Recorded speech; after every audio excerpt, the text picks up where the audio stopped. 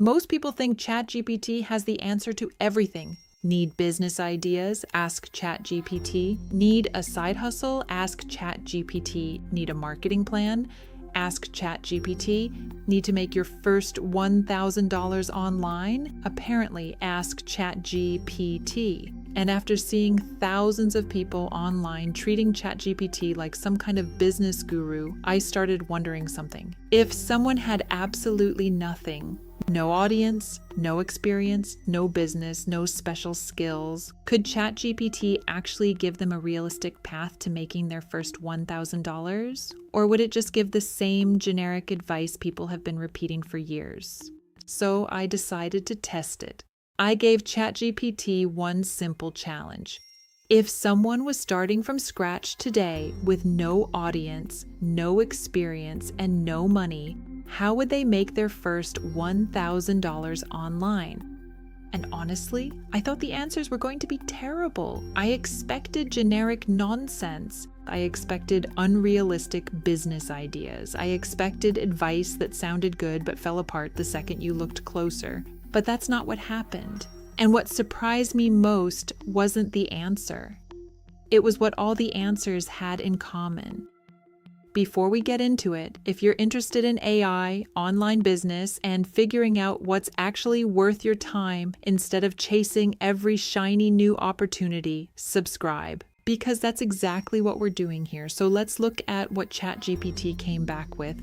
The first suggestion was freelancing. Not exactly groundbreaking. Offer a service, find a client, get paid, simple. And my first reaction was honestly disappointment, because this is the kind of advice people have been giving for years. But the more I thought about it, the harder it was to argue with. If your goal is making your first $1,000, freelancing does have one major advantage. You only need one person to say yes, one client, one project, one payment. You don't need a huge audience. You don't need followers. You don't need thousands of website visitors. You just need one person who needs help. And suddenly, it didn't seem quite as boring. The next suggestion was offering AI-powered services. Things like content creation, social media posts, blog drafts, marketing materials. Again, pretty predictable.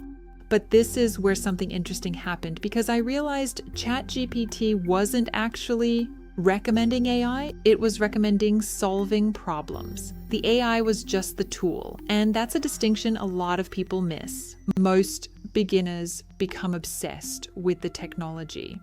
The businesses that make money become obsessed with the outcome. That was the first thing that genuinely surprised me. Then came affiliate marketing, and if you've spent any time online, you've probably heard this one before. Promote products, earn commissions, no inventory, no customer support, no product creation. It sounds fantastic. And maybe that's exactly why so many people are attracted to it. But when I looked closer, I kept running into the same issue. Affiliate marketing only works if people are already paying attention to you. No audience, no traffic, no reach, no commissions. Again, ChatGPT wasn't wrong, but there was a big difference between possible and likely. And I think a lot of beginners confuse those two things. Then it suggested selling digital products. Templates, guides, downloads, resources, and once again, the advice itself wasn't bad. The problem was hidden underneath it, because who exactly are you selling these products to? Every idea looked different on the surface, but underneath, they all seemed connected by something I couldn't quite put my finger on. And that's when the entire experiment changed. Because I realized I was asking the wrong question. I wasn't really trying to figure out which business model was best. I was trying to figure out whether ChatGPT knew something most people didn't, whether there was some hidden shortcut, some overlooked opportunity, some secret answer. And before I tell you what I eventually realized, I'm curious. If a complete beginner asked you how to make their first $1,000 online, what would your answer be? Put it in the comments, because I genuinely wonder how different your answer would be from ChatGPT's. Anyway, here's where things got interesting. the more suggestions I reviewed, the less interested I became in the business models themselves, because every single path eventually led back to the same uncomfortable reality. Freelancing, you need people. AI services, you need people. Affiliate marketing, you need people. Digital products, you need people. Content creation, you need people. Different models, same obstacle. And that's when I realized something I wasn't expecting. ChatGPT didn't fail the test. It actually passed.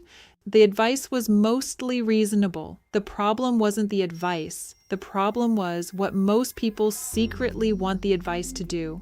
They want the advice to remove discomfort. They want a business model that avoids rejection, avoids outreach, avoids uncertainty, avoids hearing no, avoids putting themselves out there. And ChatGPT couldn't find that solution because it doesn't exist. No matter how advanced the AI becomes, no matter how many tools appear, no matter how many new opportunities get hyped online, at some point, somebody has to create value for another human being. At some point, somebody has to take action. At some point, somebody has to risk looking stupid. And I think that's the thing most people are really trying to avoid. Not choosing a business model, choosing discomfort. The funny thing is, when I started this experiment, I thought I was testing ChatGPT. By the end, it felt like ChatGPT was testing us because it exposed something a lot of beginners don't want to hear. The opportunity usually isn't the problem. The execution is. And that led me to another question. Because if ChatGPT gave me 5 different ways to make $1,000, and most of them could probably work, then which one would I actually choose if I had to ignore all the noise, if I had to start from scratch, if I had to pick just one AI business in 2026 and commit to it? What would it be?